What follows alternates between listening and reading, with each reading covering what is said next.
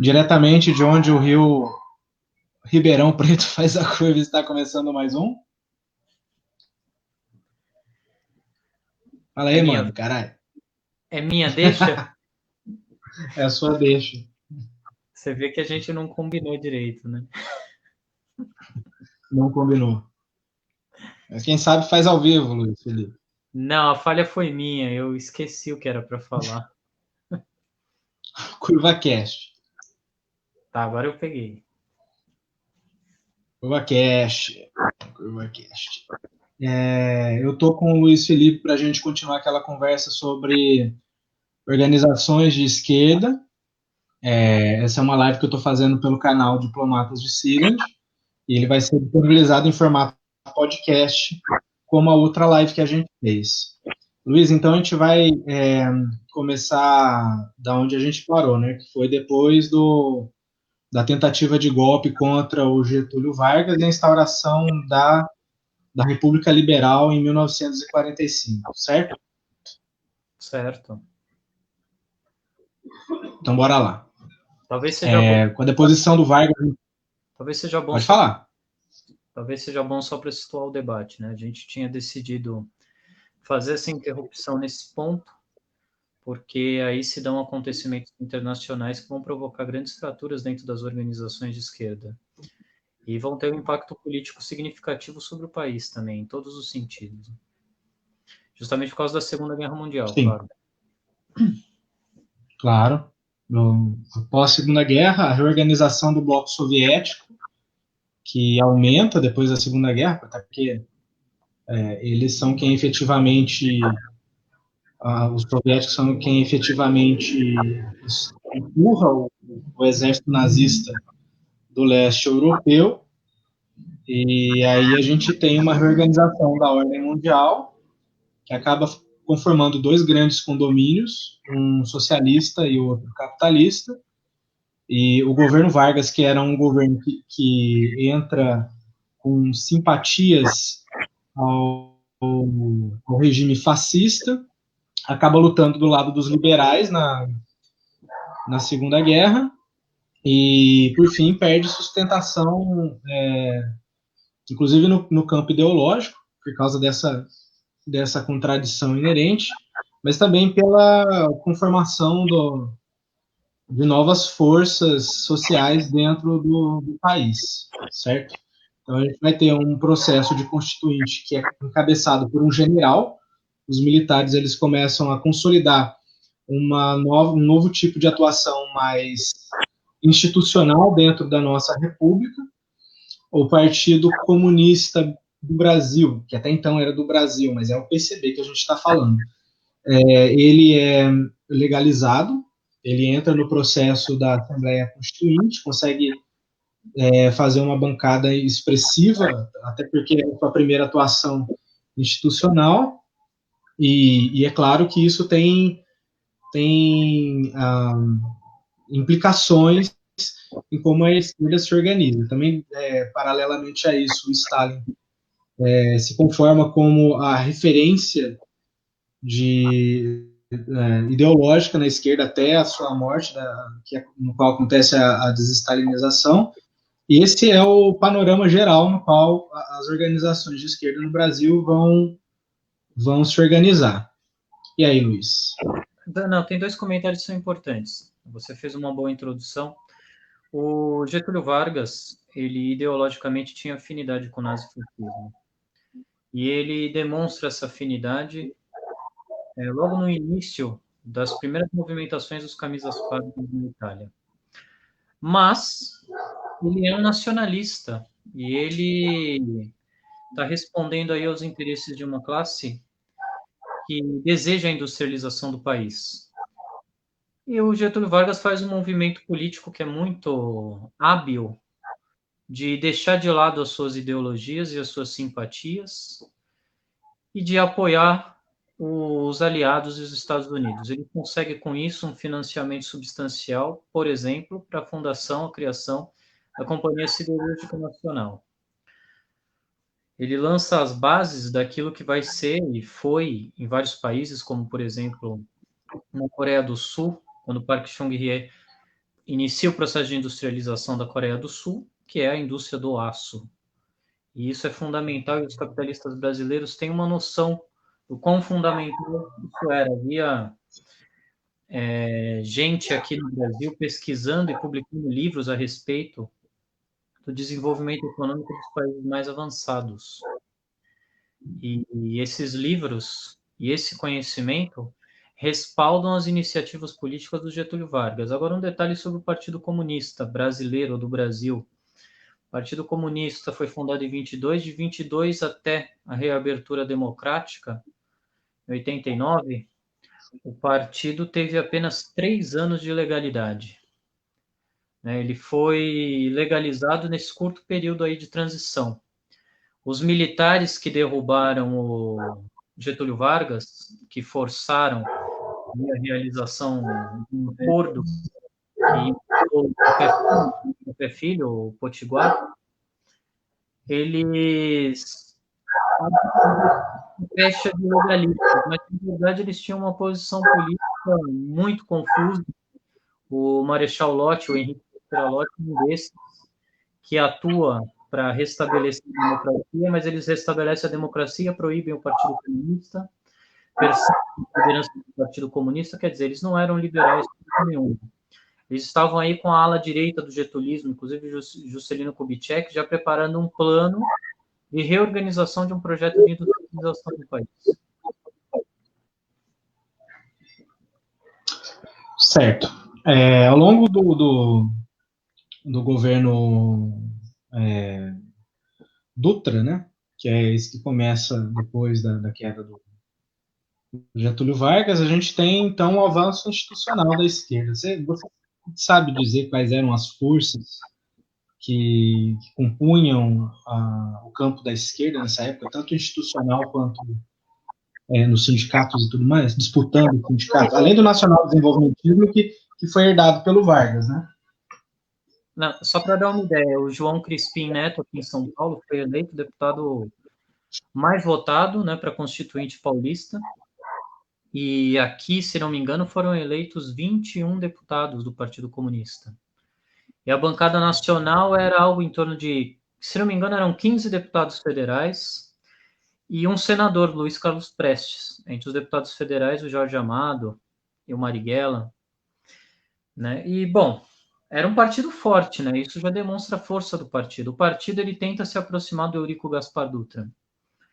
Eles se mostram simpáticos ao projeto nacional do Eurico. Eles consideram o Eurico um nacionalista, um continuador das reformas que vinham sendo feitas pelo Getúlio Vargas. E o Partido Comunista Brasileiro, ele apoia Getúlio Vargas, não só na luta contra o nazifascismo, mas também o projeto político que ele defendia. O Partido Comunista era um partido nacionalista nessa época, a gente tem que ter isso em mente, não era um partido propriamente comunista, ele não tinha adotado uma concepção muito firme a respeito de qual era o método de processo revolucionário, se era etapista ou não. O fato é que muita gente se aproximava do Partido Comunista pensando em potencializar o nacionalismo dentro do país. É estranho, né, essa aproximação com o Dutra e essa imagem que faz, não sei até quando isso durou, de que ele era um nacional desenvolvimentista, até porque em 1946, tão logo ele já esquenta a cadeira presidencial, no plano internacional ele implementa uma política externa desastrosa, que tem a ver, aliás, ele inaugura, né, esse tipo de política externa no Brasil, de uma certa forma, que é o alinhamento automático com os Estados Unidos, né? Uma coisa que, assim, vai ter continuidade com o Castelo Branco, né? Depois com o Fernando Henrique Cardoso, com a que ele chamava de diplomacia presidencial, que, na verdade, é o que os sociólogos chamam de implementação de um Estado normal, no qual a periferia aceitava seu lugar periférico e tentava trabalhar com essa realidade. E que agora a gente viu voltar com o Michel Temer e piorado, numa versão piorada, com o Jair Bolsonaro. Então, no plano internacional, como que era esse alinhamento automático? O Brasil buscava um status de aliado especial com os Estados Unidos para poder entrar na Guerra Fria de maneira supostamente privilegiada. E só que eles resgatavam um certo alinhamento que o Getúlio Vargas teve ao longo dos anos de 41 até 45. O Getúlio Vargas ele teve muita conversa mesmo com os Estados Unidos, mas não foi um alinhamento automático. Na verdade, o Getúlio Vargas ele fazia muita barganha para conseguir arrancar proventos da relação dele com os Estados Unidos, e acabava que as relações elas não eram o que a gente chama na diplomacia de verticais, elas eram relações barganhadas. Quando chega o Eurico Gaspar Dutra, acontece justamente o contrário. Os Estados Unidos continuam na verdade, eles continuam com o discurso de que poderiam ser aliados especiais do Brasil, porque eles tinham o interesse de militarizar a América do Sul, né, para tentar fazer um cordão de isolamento contra o comunismo. Mas, no plano prático, as concessões dos Estados Unidos como aliado especial não vieram. Eles voltaram seus olhos para a Europa e deixou o Brasil à míngua. Então, o Brasil ele acabou sendo um Estado subserviente, nada nacionalista durante o período Dutra, né? E as consequências que teve com esse alinhamento no plano político para a esquerda foi uma perseguição sistemática de quadros que eram críticos ao governo do general Dutra, e até a cassação do Partido Comunista do Brasil em 1947, se não me engano, com a alegação de que eles eram um partido voltado para os interesses da União Soviética e não do Brasil, né? Então, assim, você sabe até quando o Partido Comunista foi, sei lá, aliado do... É porque a gente tem que entender o seguinte, você, inclusive, isso daí explica a confusão do nome, né? O Brasil, o partido foi acusado de ser uma seção da Internacional Comunista, do Comintern, e uma das alegações para que isso prosperasse no Supremo Tribunal Federal, que votou pela cassação dos direitos políticos do partido, é que o nome era Partido Comunista do Brasil. E, em sendo do Brasil, ele era uma seção de um partido internacional. E isso não era permitido pela Constituição. Então, eles fazem aí uma manobra e transformam o Partido Comunista Brasileiro. Não serve para nada lá, né? Logicamente, né? Esse tipo de concessão não faz sentido. Eles querem caçar o partido, eles vão caçar o partido sob qualquer alegação. Era uma alegação totalmente absurda, não fazia o menor sentido. Caçaram. O Supremo Tribunal Federal sempre foi uma organização controlada pelas elites, né? E eles estavam aí mancomunados com o mesmo propósito. Mas o que a gente tem que ter em mente é o seguinte: o Carlos Lacerda era a expressão da direita mais selvagem que havia no país nesse momento. E o Carlos Lacerda faz uma campanha para depor o Getúlio Vargas. A ditadura varguista cai, mas o Getúlio Vargas é eleito presidente de novo. Ele cria a Petrobras no seu mandato já como presidente eleito. Ele funda as bases do que seria a indústria nacional do petróleo, que certamente contrariava os interesses de um setor importante da política internacional dos Estados Unidos. E nessas circunstâncias, o Eurico Gaspar Dutra era o candidato natural, sucessor do Getúlio Vargas. E eu acho que é difícil você fazer um julgamento de personalidades históricas da sociedade. A gente tem um distanciamento. O varguismo ele baixou depois do golpe, né? O varguismo, na verdade, a configuração política do Brasil, o Vargas continuou sendo o eixo da política, assim como o Lula continuou sendo o eixo da política até o Bolsonaro entrar, né? Ainda o Lula é um dos eixos da política nacional.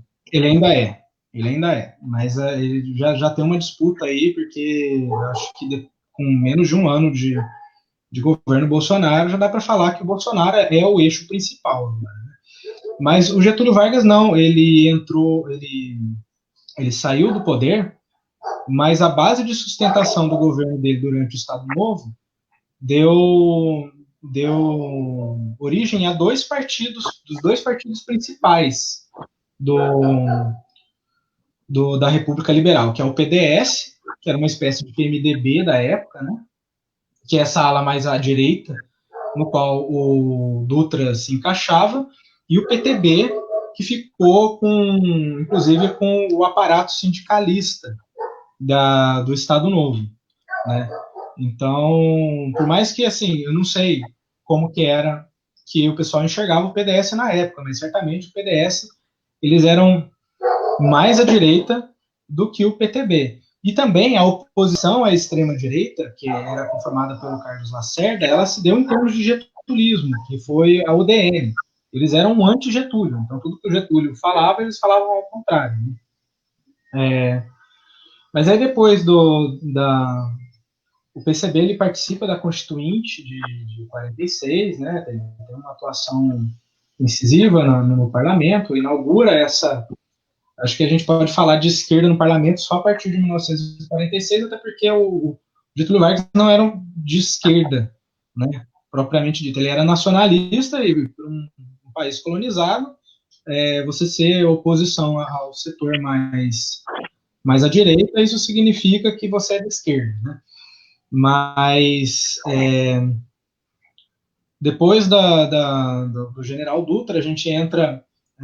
O PTB volta ao poder com Getúlio Vargas em 1950. E aí o Getúlio Vargas ele começa a sentir de novo as forças golpistas voltadas para ele, né? Ao longo do governo Vargas, o PCB ele meio que se alinhou, mesmo que na clandestinidade, à plataforma varguista nacional desenvolvimentista. E ele ficou nesse alinhamento por muito tempo, né? Até o suicídio, as tentativas de golpe de Café Filho e do Carlos Luz, né? E que inclusive teve o papel do general Lott para evitar esse golpismo e garantir a posse do JK, que era do PDS. E a partir daí o PCB ele entra num período de hesitação completa, né? Você sabe de quanto que é o PSB, a fundação do PSB, Luiz Felipe? Sabe? O PSB ele tem um vínculo direto com a igreja, né? Com a igreja católica, né? Ele teve vários nomes diferentes, então eu não sei exatamente de quando ele é, não. Mas essa iniciativa de fundar um partido socialista que se contrapõe, inclusive, ao Partido Comunista e seja uma expressão mais moderada da esquerda, existe há muito tempo. O Juscelino Kubitschek, ele anistia, né, os comunistas, né? Ele permite que os comunistas tenham uma liberdade de atuação maior. Por isso, eu estou falando isso porque é muito difícil a gente simplesmente classificar assim, era direita, era esquerda, né? Eu acho que o que define melhor nesse caso aí a política do PCB o PCB não tem confiança nenhuma na classe operária para fazer a revolução, não acredita que o Brasil passasse por esse estágio naquele momento. Eles depositam a sua esperança numa classe industrial que queira desenvolver o país. Esse é o projeto político do PCB dessa época. Na verdade, é um projeto que já vinha sendo elaborado fazia tempo. O Otávio Brandão escreveu alguns dos primeiros textos teóricos do PCB. Um deles é Agrarismo e Industrialismo. E ele defende que isso foi muito influente no PCB até a década de 60. Na verdade, até 56. Até o relatório Khrushchev. Foi muito influente. E ele opunha essas duas classes. Como na Constituinte, o Luiz Carlos Prestes dá um depoimento sobre o que ele enfrentou lá na Constituinte. Um deputado chamado Aliomar Baleiro, lá do Nordeste, um latifundiário, ele disse para o Luiz Carlos Prestes, segundo o Luiz Carlos Prestes, numa sessão da Constituinte. Você está falando de reforma agrária aqui? Você não percebe? Nós somos todos filhos de latifundiários. Você não vai conseguir. Quer dizer, uma tentativa de cooptar o Luiz Carlos Prestes para as posições direitistas dos latifundiários, né? E ele não se deixa cooptar, porque uma das virtudes do Luiz Carlos Prestes, eu fiz uma crítica a ele no outro, eu diria, mas ele era um homem leal aos seus princípios. Ele não abandonou os seus princípios. Poderiam ser princípios totalmente equivocados, mas ele era um homem de princípios.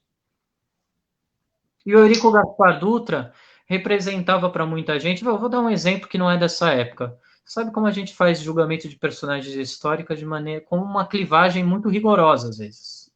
E às vezes mistifica muita coisa. Eu estava pensando outro dia no Rui Barbosa. O Rui Barbosa foi ministro da Economia, ministro da Fazenda no Brasil. Na virada do século XIX para o século XX, ele foi o responsável pela crise da bolha de 1901, o encilhamento. Ele foi uma tragédia total, mas ele é visto hoje como um grande intelectual que não escreveu nada de relevante, que era um pedantista, né?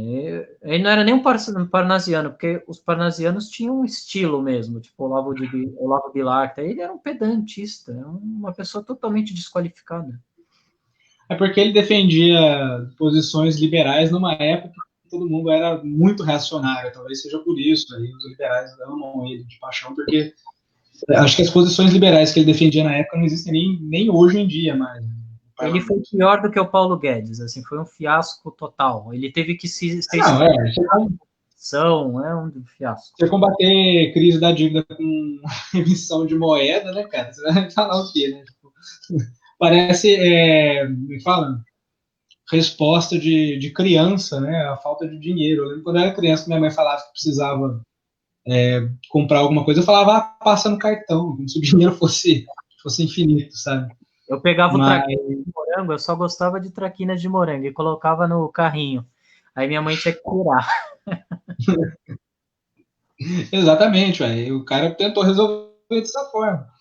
Mas, sei lá, não sei também o que passa na cabeça do Rui Barbosa, que ele achou que emitir naquele momento ia ser uma boa, né?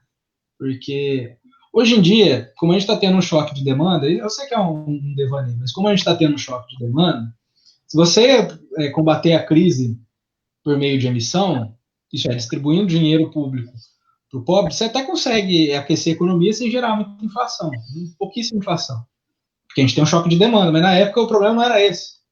O problema era um excesso de dívida, né? E a emissão é. Tu tá me ouvindo, Luiz? Deu uma travada aqui? Tô te ouvindo. E a emissão visava combater uma crise de investimento, não uma crise de consumo. Então, vai entender, né? Não tinha uma pandemia. Hã? Você falou uma outra coisa muito importante. Assim, se a gente abordar da maneira correta. Falou sobre o Carlos Luz aí. O Carlos Luz, uma média, que eram influentes dentro das Forças Armadas. Hoje em dia, tem uma manifestação como a do Augusto Heleno, pública, como se diz, incitando as massas a reagir contra o Supremo Tribunal Federal, ameaçando o Supremo Tribunal Federal e seus ministros, e tem gente que relativiza a importância disso. O Mamed, ele fez um discurso num funeral, num velório. Se poderia dizer que era uma briga uma briga menor, era só uma discussão entre gente da Força Armada. Não. Foi ali que eles começaram a armar o golpe contra Getúlio Vargas. E aí o Marechal Lopes teve o papel de intervir e impedir, de reunir as forças do Exército para impedir que isso acontecesse. Esses acontecimentos da vida política não são menores, porque são as pessoas que têm o poder que estão fazendo a discussão a respeito do que elas pretendem ou não fazer. E mesmo que elas não fizessem, as pessoas que os ouvem, ou que são subordinadas a ela, ou que são influenciadas por elas, podem tomar as atitudes que elas desejam tomar em seu lugar. Claramente. Bom, Stalin morre em 1954, Luiz? Agora você me pegou, viu? Eu acho que foi 53. Aí ele morre por aí, né? Eu sei que no meio dessa crise toda aí do Getúlio Vargas, a crise de sucessão e tudo mais, a gente tem o relatório Khrushchev, A gente tem a desestalinização da União Soviética, e isso vai ter... Antes de você entrar a gente acabou passando muito superficialmente pela Segunda Guerra Mundial. Só fazer uma... Não, pode fazer, fica à vontade. No que se refere às organizações de esquerda. A Segunda Guerra Mundial provoca, em nível internacional, fraturas irreconciliáveis dentro da esquerda. Especialmente porque, além dos posicionamentos políticos de alinhamento neste ou naquele bloco de não alinhamento a nenhum dos blocos em disputa durante a Segunda Guerra Mundial, está aí uma concepção de fundo a respeito do papel da classe operária e do papel dos setores nacionalistas no desenvolvimento das condições da Revolução Socialista. Então, nós temos nós temos antes da morte de Trotsky, em 1940, uma divisão, uma ruptura da Quarta Internacional, da Internacional Trotskista. Há um setor muito importante, liderado pelo Max Schechtman, pelo James Burnham, Martin Albarn, outros nomes importantes do trotskismo internacional, que defendem que não se deve defender a União Soviética contra o bloco imperialista. Que a União Soviética não é um Estado operário degenerado, que ela não é um Estado operário de nenhuma natureza. Trotsky combate duramente essa posição. Trotsky reconhece na União Soviética um Estado operário degenerado que precisa ser defendido contra as potências capitalistas. E ele faz essa defesa de maneira tão aguda que a Quarta Internacional se divide. Eu digo isso pelo seguinte: o trotskismo que vai surgir daí, quer dizer, as divisões do trotskismo que se surgem daí, elas não têm o direito de se chamar trotskista. Essa é a minha visão. Só aqueles... São, sem dúvida. Trotsky é um revolucionário honesto e engajado que defende fundamentalmente os pilares do marxismo: a ditadura do proletariado, a revolução proletária. A defesa incondicional daqueles países que se insurgem contra o imperialismo. Essa é a defesa de Trotsky. Podemos discutir se ele a fez bem ou mal, mas lendo a documentação dele não é possível chegar a nenhuma outra conclusão. Essa primeira ruptura, ela é a abertura para todas as rupturas posteriores. A grande discussão em 1989, 1985, dentro do trotskismo, daquilo que restou do trotskismo, era: vamos defender a restauração do capitalismo na União Soviética ou não? Os pavlistas e os mandelistas viam em Gorbachev a restauração do socialismo, mas é claro que isso é uma farsa, ninguém pode ser tão estúpido. Eles defendiam a restauração da democracia capitalista.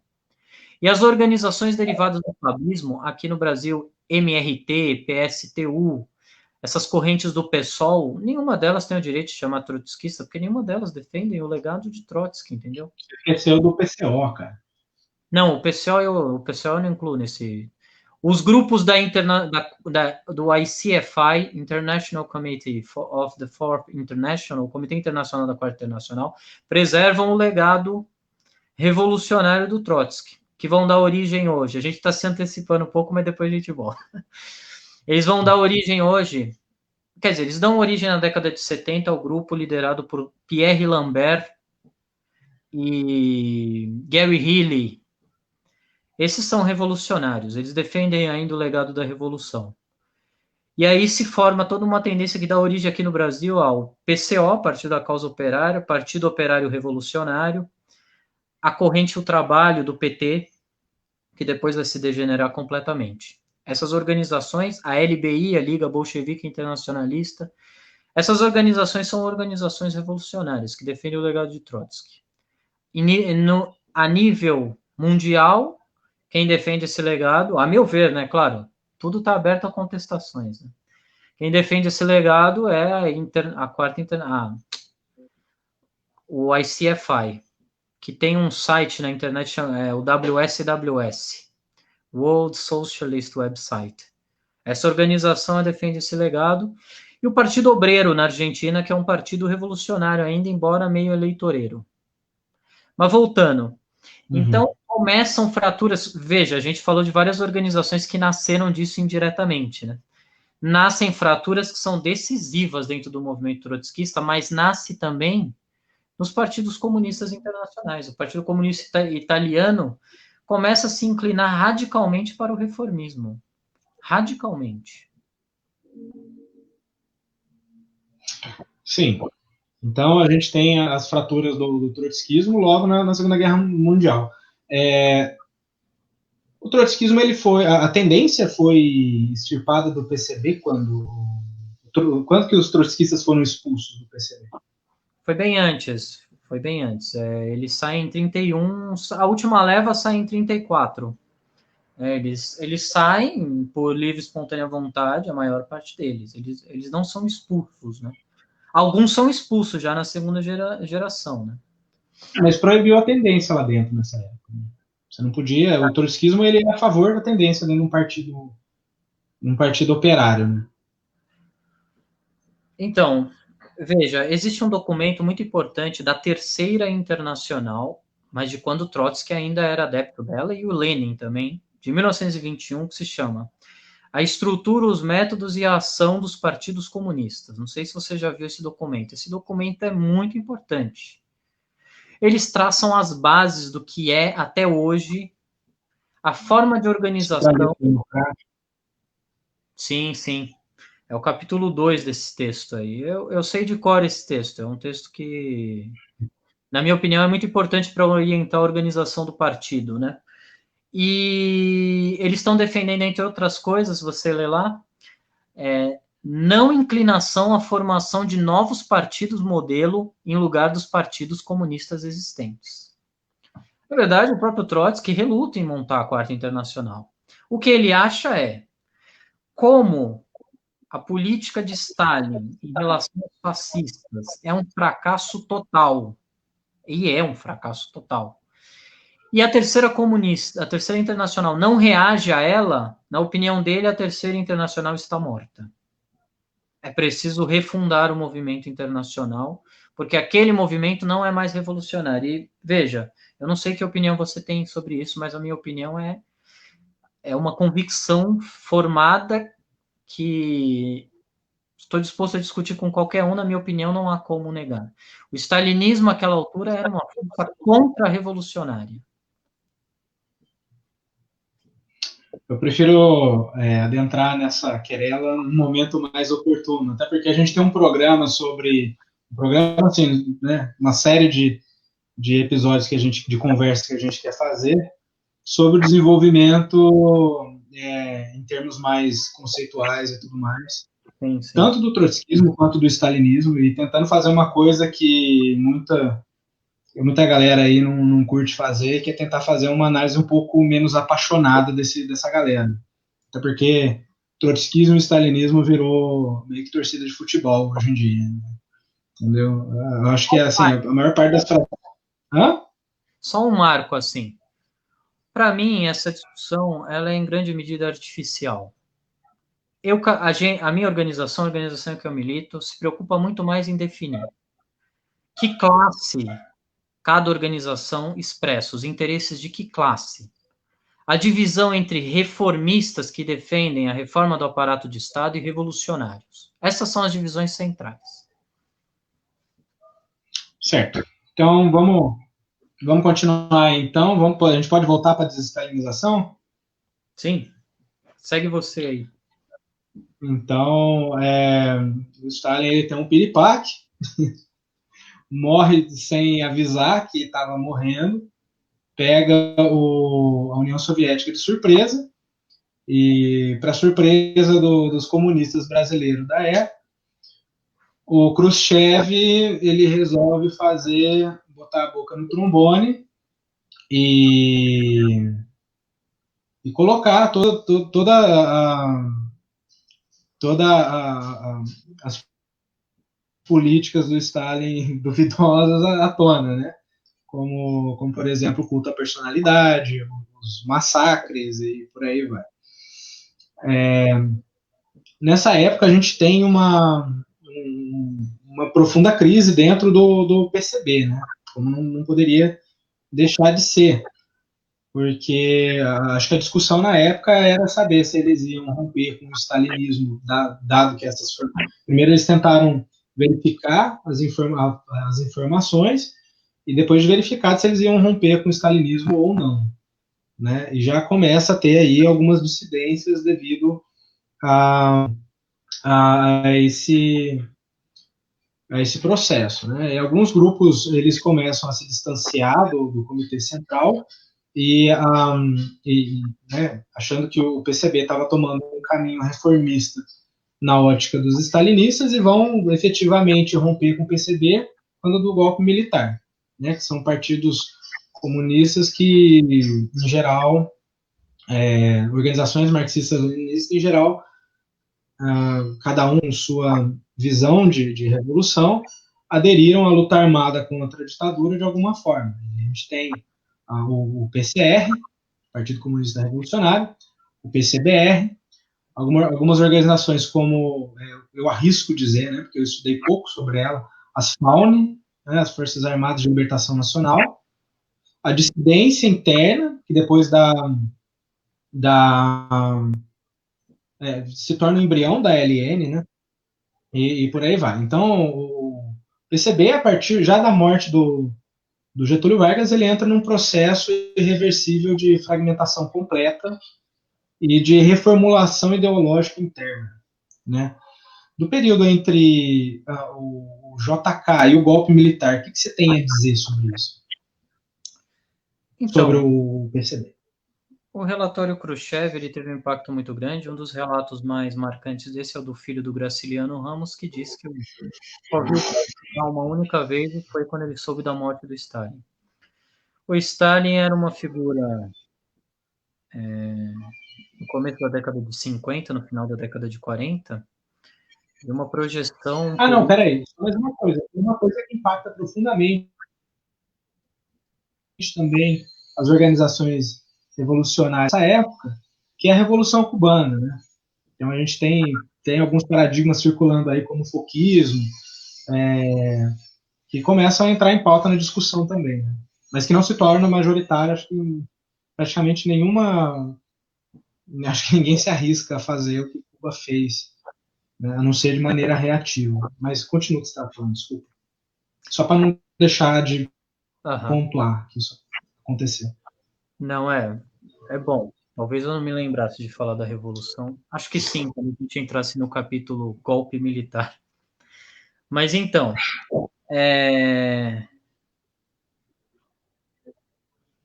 o Khrushchev ele dá um pretexto para muita gente.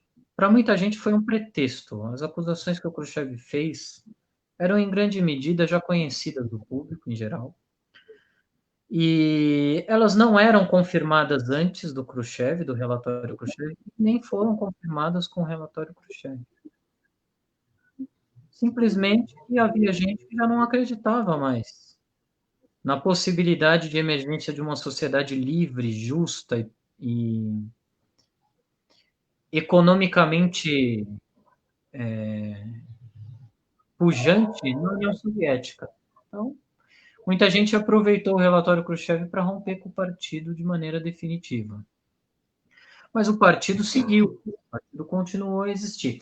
E quase todos esses que romperam foram para a direita, não foram para a esquerda, eles não foram empurrados para a esquerda, porque eles defendiam já o projeto do PCB, e o projeto do PCB era um projeto que estava ali vinculado à necessidade de organizar o desenvolvimento nacional a partir de uma ampla aliança de setores sociais que não só o proletariado. E o proletariado, como ele não estava sob a direção do PCB, ele era visto até como um elemento estranho a essa possibilidade, a possibilidade de fazer parte dessa transformação positiva que o PCB pretendia, né? Então, o relatório Khrushchev, na minha opinião, ele não é de fato tão decisivo assim.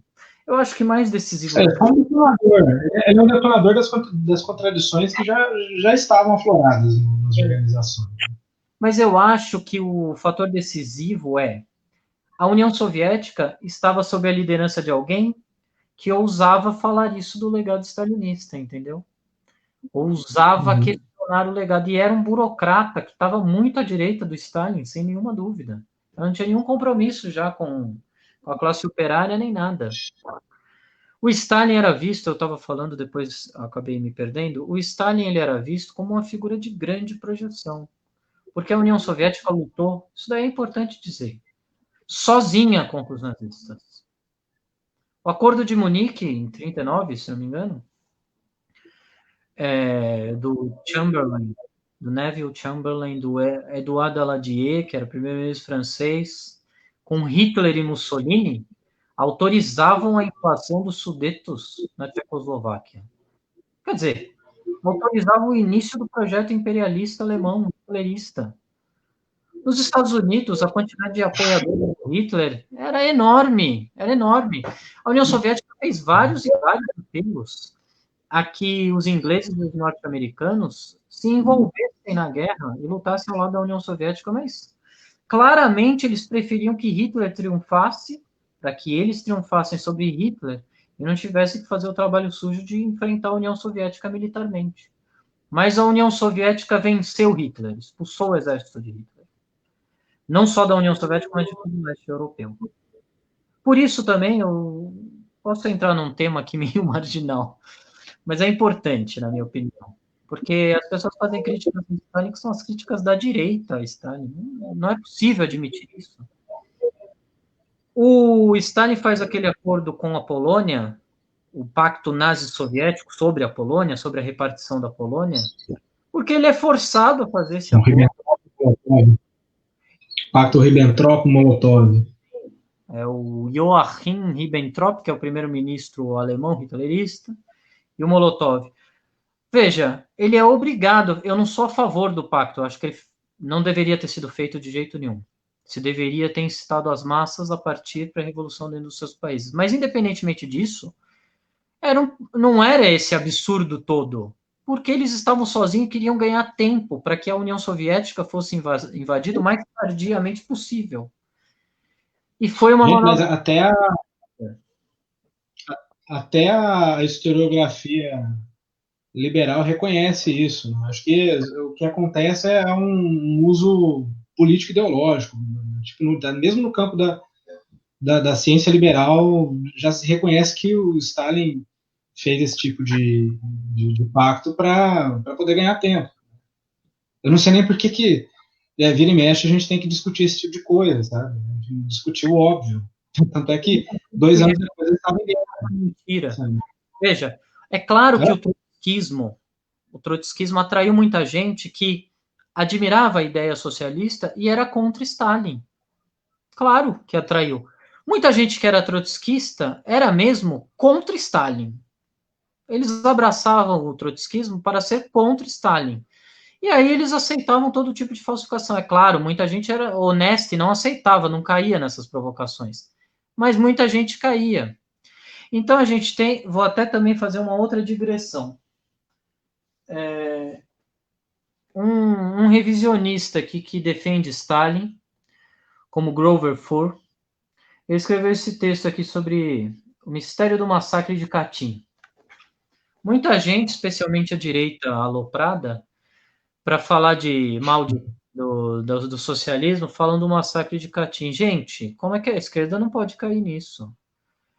O massacre de Katyn foi uma denúncia feita por Goebbels à imprensa internacional no dia 11 de abril de 1941, acusando os soviéticos de terem matado os oficiais poloneses. Não faz sentido essa denúncia, até porque os oficiais poloneses, se eles fossem mortos, vamos supor que eles fossem mortos, por serem apoiadores de Hitler, qual era a opção que a União Soviética tinha? Mas segundo, o mais importante, que credibilidade a denúncia de Goebbels pode ter? Isso aqui não aparece no relatório Khrushchev. O Khrushchev queria denegrir a imagem do Stalin e ele esqueceu o acontecimento mais importante, o genocídio, o massacre, segundo dizem, mais importante de todos, em Smolny. Não faz sentido. O Holodomor estava no relatório? O Holodomor eu também não lembro, mas o Holodomor é um absurdo mais completo ainda. Também foi a imprensa internacional, foi aquele... Agora me foge o nome dele. Murdoch. Não, o Murdoch. O inspirador desse termo aí, o inspirador desse termo, que é a imprensa que... Rudolph, não, o nome, Rudolph William, o nome dele. Ele espalhou um boato de que Stalin tinha matado de fome, sei lá, sei quantos milhões de pessoas. Bom, mas na verdade, quem confiscou os cereais eram os opositores de Stalin, porque Stalin queria coletivizar as terras no sul da Ucrânia, e aí os produtores de grãos sequestraram os grãos. Quer dizer, essa é a versão oficial dos detratores do regime soviético. Não faz sentido nenhum. Se fosse isso, a culpa não seria de Stalin, nem da burocracia. Hoje em dia a gente sabe como é que funciona, né, cara? Tipo, sempre quando alguém avança no sentido de passar por cima de certos interesses econômicos, a gente vê um monte de lockout acontecendo e crise de desabastecimento, né? Sabe? É o modus operandi dos caras, né? Enfim. Nós fizemos uma era só curiosidade. Mas vamos voltar aqui à desestalinização. De novo, esse ponto aí da história brasileira. Eu preciso pegar minha comida que ela chegou. Vai mas lá, assim, falando. vai desenvolvendo aí com a galera esse tema aí. O Partido Comunista, ele sofre um baque importante nesse período. E as ideias de Stalin, a própria figura de Stalin, perdem muito da grandiosidade que tinham em função da campanha que era feita pela imprensa, em função do fato de que, para muita gente, a classe operária não estava se desenvolvendo no sentido que elas imaginavam. Quer dizer, eles faziam uma projeção ideal sobre qual deveria ser a atuação da classe operária em determinadas circunstâncias, e como a classe operária não necessariamente agia daquela maneira projetada por eles então descontavam na teoria marxista de que a classe operária era a classe revolucionária a sua decepção com os processos políticos. O Brasil está vivendo nesse momento um certo desenvolvimento econômico. O governo Juscelino Kubitschek, sem sombra de dúvida, ele é responsável pela interiorização do desenvolvimento do Brasil. A construção de Brasília, né, agita os mercados nacionais. E essa agitação dos mercados nacionais conta com o apoio de uma parte significativa da esquerda. Vamos lembrar que, por exemplo, Maria da Conceição Tavares, que depois viria ajudar a fundar o Partido dos Trabalhadores, que teve ligações com a SEBRAP, com pensamento nacionalista, industrializador, de clara tendência marxista de Vânia Bambirra, de outros intelectuais da época, ela faz parte ela é uma das elaboradoras do Programa Econômico de Desenvolvimento do Juscelino Kubitschek, que o Juscelino Kubitschek adota. Então há essa divisão. Ainda há tarefas nacionais que não foram cumpridas e que justificam o alinhamento de determinados setores ao nacionalismo. Para muitos, o Partido Comunista Brasileiro, àquela altura, ele não cumpria nenhuma função essencial. Ele era um partido que fazia propaganda e que essa propaganda poderia vir a ser explorada futuramente pelo partido para garantir que o desenvolvimento não fosse limitado aos interesses dessa burguesia nacional. Agora,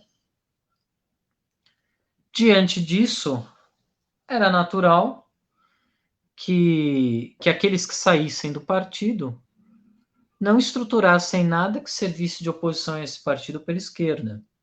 Então o PCB continuou a ser uma referência de esquerda e foi uma referência durante muito tempo. No Brasil não se desenvolveram outras tendências políticas nesse período. O que surge são os embriões de uma luta por reforma agrária no campo. E esses embriões da luta por reforma agrária, eles começam a desenvolver uma perspectiva própria das tarefas essenciais e que são tarefas que só podem ser executadas, essas sim, pelos trabalhadores, pelos camponeses, pelos trabalhadores do campo. Davi voltou, vou até situá-lo no debate. Estava dando continuidade na linha do Partido Comunista em relação ao governo Juscelino Kubitschek. né? E o alinhamento de certas figuras públicas, eu citei a Maria da Conceição Tavares, na elaboração do projeto nacional, né, de desenvolvimento da SEBRAP, de outros organismos importantes que estavam sob influência de pensadores progressistas nacionalistas, inclusive de pensadores marxistas nacionalistas, como a Vânia Bambirra, e outros tantos pensadores, né? O Rui Mauro Marini, etc., que eram pensadores importantes, e que achavam que o PCB não estava cumprindo uma função determinante, que a classe operária ainda não cumpria uma função determinante. E aí eu falei sobre a reforma agrária. Começam a surgir os embriões da reforma, de uma luta por reforma agrária. E esses embriões sabem que essa tarefa, a reforma agrária, só pode ser cumprida pelos camponeses e pela classe operária do campo. O que faz com que ressurja um movimento nesse interior que já não seja mais o PCB.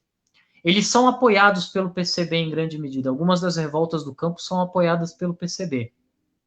Especialmente em Tocantins, no Araguaia, o PCB infiltra agentes para promoverem a reforma agrária nesse lugar, mas em outros lugares não, como no próprio Pontal do Paranapanema.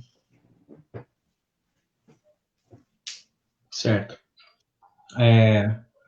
Bom, a reforma agrária ela vira o centro nevrálgico do debate parlamentar a partir dos anos 60, quando o João Goulart ele ganha como vice-presidente, né, as eleições, e acho que ela retoma mais ainda quando o Jango ele substitui o Jânio Quadros, né? O Jânio Quadros ele renuncia do nada, assim, pegando todo mundo de surpresa, achando que o pessoal não ia deixar ele sair da presidência. Ele achava que ele tinha mais apoio do que ele realmente tinha, mas também teve uma certa canalice por parte da imprensa em não divulgar a renúncia dele até que ele já tivesse voltado para a casa dele. E o João Goulart ele assume a presidência, tem um golpe parlamentar na época, né, que o pessoal aprova a toque de caixa, uma emenda constitucional que muda o sistema de governo do presidencialismo para o parlamentarismo, e o João Goulart ele vai tentar buscar apoio popular e político para poder fazer voltar o regime presidencialista. Acho que em 1963, ele consegue fazer o plebiscito, e para poder tentar conseguir ter governabilidade, ele chama o Celso Furtado para emitir o plano trienal, no qual ele coloca lá, além da questão do desenvolvimento da economia, né, umas coisas muito loucas, tipo austeridade, ao mesmo tempo investimento alocado no setor industrial. E ele coloca lá como uma necessidade de desenvolvimento econômico a questão da reforma agrária. E isso talvez seja a pauta principal na qual a presidência dele tenha sido abreviada, né? Conforme ele foi perdendo, ao invés assim, a ideia dele era tentar agradar um pouco a cada setor. A ideia é bem de conciliador mesmo.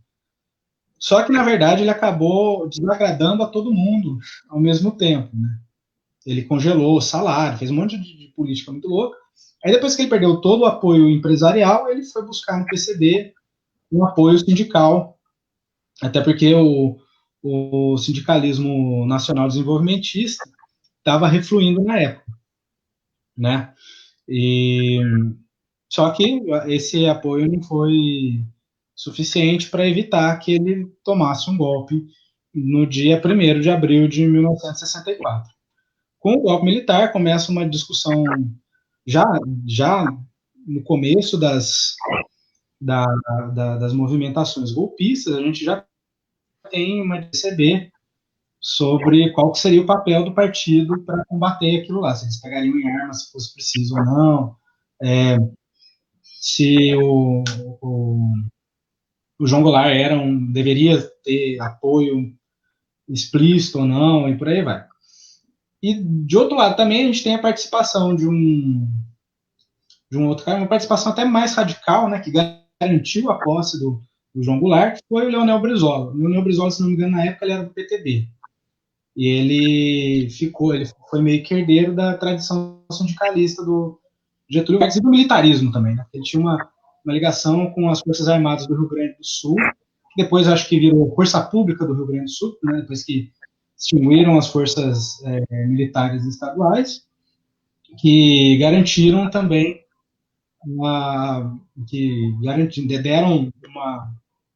Isso aí é muito bom para as pessoas acharem, assim, o pessoal fala que tem que ser pacifista, etc. e tal, para poder barrar o fascismo, mas olha que interessante.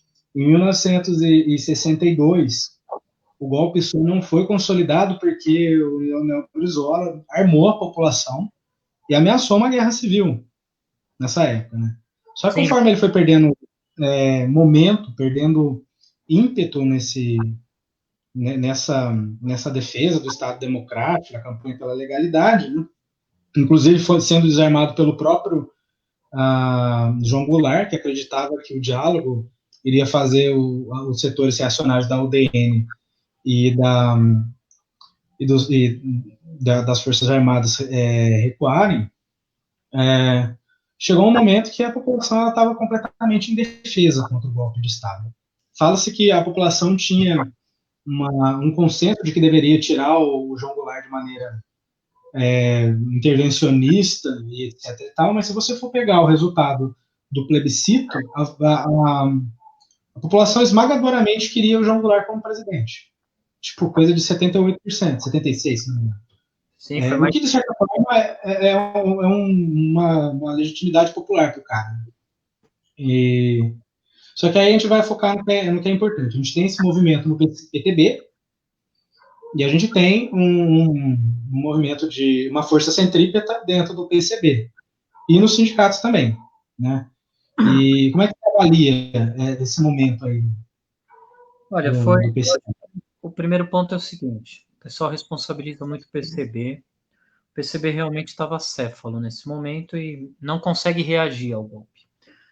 A CGT, a Central Sindical ligada ao PCB, também pouco faz. Eles fizeram, na verdade, um grande ato na Central do Brasil, no Rio de Janeiro.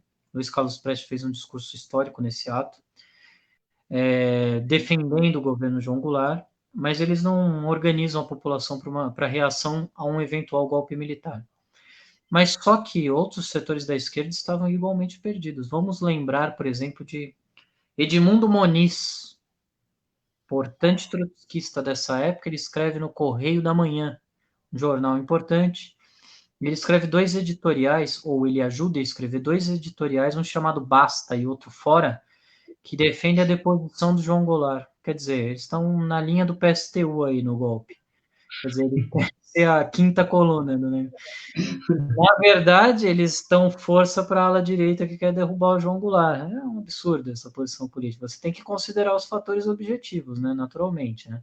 Eles escrevem outra figura. Essa daí já. Só mais a título de curiosidade. A Raquel de Queiroz tinha sido trotskista também. Ela escreveu um livro muito bom chamado 15, recomendo, inclusive, sobre o Nordeste, sobre a seca. Né? Mas, veja, ela apoia o Castelo Branco contra o João Goulart. Por quê? Porque eles acham que o João Goulart é autoritário. Quer dizer, João Goulart está sendo atacado pela direita porque ele quer desapropriar a terra, pela esquerda porque ele é autoritário. Quer dizer, é que nem você está... Cara, eu não mudo o discurso, né, cara? Porque, assim, o PT também foi acusado de ser autoritário, sabe? Tentaram até colar peixe de bolivarianismo nos caras, etc e tal. E os caras, sabe, eles abriram as pernas total, fazendo aquele levar leva, não tem problema, ele vai fazer tudo aqui dentro da legalidade, da institucionalidade, porque a gente acredita na justiça do Estado e tudo mais. Aí, ó, o Bolsonaro ali na porta, entendeu? E agora a gente vai ter manifestação antifascista e os caras da esquerda estão batendo no antifascista, porque eles acham que são radical demais, entendeu? O Davi acompanha parte da discussão agora, quando do golpe da Dilma Rousseff. Eu faço parte do setor que agita as greves antes de tudo. Nós somos a ala esquerda do sindicato, sem sombra de dúvida. Acho que até os nossos adversários reconhecem. E aí, quando teve o golpe contra a Dilma, quando começou a campanha contra a Dilma, a gente falou, sem dúvida, sem hesitação, falou, nós somos contra o golpe, isso daí é um golpe. É um golpe da direita e começamos a armar a campanha. Ixi, rapaz, aí nós fomos chamados de tudo quanto é coisa, até de petista. Pois é, né? Realismo, pô. Você está observando os fatos, você tem que ter uma certa isenção. Você falou agora, você me deu um puxão de orelha, certo. Quando a gente vai fazer a descrição dos fatos, a gente não pode confundir isso com a nossa opinião. A descrição dos fatos é uma parte, depois vem a nossa opinião. São coisas separadas. Se você não separa, você não serve para fazer política, meu amigo. Não serve. Não, você tá fundando uma igreja, né? Você está fundando uma igreja, está seguindo um dogma, sei lá. Aliás, uma das coisas que me fez hesitar pra caramba, né, e entrar no sindicato como conselheiro diretor de base foi a hesitação do sindicato em relação ao golpe, sabe? Porque a impressão que dava é que se tratava de um sindicato da força sindical. Entendeu? Porque você está tendo o mesmo posicionamento, cara. Não é que... Aliás, uma coisa muito interessante do PSTU, eu acho interessante essa capacidade que eles têm de fazer uma leitura marxista da situação, da análise de conjuntura, etc. e tal, e no final tirar o mesmo posicionamento que a direita. Exatamente o mesmo. Entendeu? É complicado. O PSTU, deixa eu fazer um elogio. Eu ouvia quando eu era mais jovem, e eu sei de um amigo que também passou por isso, o Valério Arcari, falar sobre a Revolução Russa. O Valério Arcari é um grande conhecedor da Revolução Russa, é um homem inteligente e tal, mas as posições políticas dele entende, não casam com... Não tem sentido. Quer dizer, agora o Valério Arcari já não é mais do PSTU, é do PSOL, o que mostra que as críticas que a esquerda fazia ao PSTU, dizendo que eles eram centristas, que eles estavam no mesmo plano político do PSOL, dos reformistas, é inteiramente válida. Afinal de contas, em 2006, eles tiveram a capacidade de lançar uma candidata, Heloísa Helena, pelo bloco de esquerda, PCB, PSTU, pessoal que estava à direita do Lula. Porque o pessoal acha que ser de esquerda e criticar o Lula significa ser mais à esquerda que ele, né? Não é necessariamente isso. Não. Aquela visão bidimensional da política, né? Agora, fica uma pergunta, Davi, a gente entra na ditadura militar ou para e grava um terceiro episódio? Sabe, né? Você sabe. Eu acho melhor gravar um terceiro episódio. Você acha melhor? Porque as pessoas veem esses programas muito longos, eu acho que acaba desanimando. Assim, para live, com mais de uma hora é complicado, mas para podcast o pessoal costuma fracionar e ver até o final, entendeu? Eu percebo esse tipo de comportamento. Mas como a gente está fazendo as duas coisas ao mesmo tempo, eu acho melhor a gente respeitar o tempo da live, até porque a gente tem mais conteúdo para fazer, entendeu? Já começa a partir da ditadura militar, falando sobre a gente poderia fazer rapidinho, mas aí a gente ia pular coisas importantes. Sim. Não, aliás, eu acho que depois da ditadura militar tem muita coisa para se falar. Que a gente vai falar do novo PSB, da formação do PT, do anarcossindicalismo, do que aconteceu com o anarcossindicalismo, do sindicalismo do PCB, o novo sindicalismo que meio que joga essa galera para a periferia dos movimentos. E assim, depois da ditadura militar na Nova República, a gente tem muito movimento diferente aparecendo, né? A gente tem um retorno do movimento feminista, que começa a conformar como um grupo consolidado aqui no Brasil. Os movimentos de luta por terra, né, por reforma agrária, também vai começar a ter tônica própria. O movimento de luta urbana, de luta por moradia também, vai começar a ter bandeira própria, desagregar assim, de uma certa forma, ter alianças com o partido, mas já não são mais determinados pela linha partidária. O partido já não vira mais uma vanguarda, mas apenas uma influência dentro desses movimentos. Então, assim, eu acho que tem muito assunto, e mesmo se a gente deixasse mais uma hora para falar, a gente talvez ou seria falho em alguns aspectos ou não embarcaria tudo. Entendeu? Então, eu acho que realmente, cara. Uma coisa rapidinho, eu quero falar sobre anarquismo também, porque nós reivindicamos essa tradição, né? E é que o anarquismo ele é um assunto tão complexo que às vezes eu tenho dificuldade de inserir ele num debate amplo da esquerda. Por quê? Porque o anarquismo como denominação ele é muito mais heterogêneo do que qualquer outra denominação. E isso torna difícil. Eu critico muito algumas correntes anarquistas, tem gente que fala, nossa, mas então o que tem de anarquista em vocês? Porque nós somos contra a existência do Estado, a gente tem uma linha política bem definida. Só que, se a gente for, por exemplo, nos reportar ao início do século XX, ao final do século XIX, as linhas editoriais dos vários jornais anarquistas que existiam eram muito diferentes umas das outras. Então, é difícil você falar em nome de um anarquismo. É muito difícil. Até Havia porque tem anarquistas uma. que apoiavam o Hermes da Fonseca e foram cooptados por ele para participar de um movimento sindicalista pelego. E havia os anarquistas que eram revolucionários que montaram a COB. Então, é muito difícil. Uhum. É. O anarquismo ele é complicado até porque assim ele desde sempre ele teve uma tendência à desagregação tanto à esquerda quanto à direita muito grande desde o início sim, do século XIX mesmo, né? Então, apesar de a gente ver o avanço de certas correntes ideológicas, de Proudhon para Bakunin para Enrico Malatesta, a gente também vê assim surgiu o anarco-individualismo, que é um bagulho muito louco e que surgiu de lá, mas a gente pode encaixar eles na esquerda, entendeu?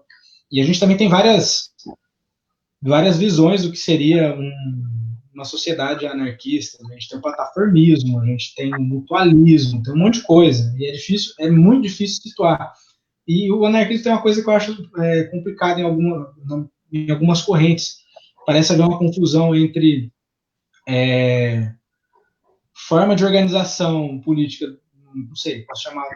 Bakunin chamava de partido, eu sei que se eu chamar de partido hoje em dia os caras batem em mim, né?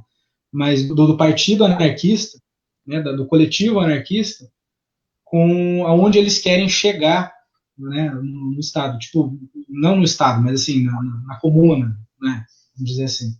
Então, tudo isso, assim, é complicado falar do anarquismo, a gente vai ter que inserir ele de alguma forma, mas eu acho que essa confusão toda contribui também para eles não serem citados da maneira como deveria na historiografia brasileira, mesmo a historiografia de esquerda. Né?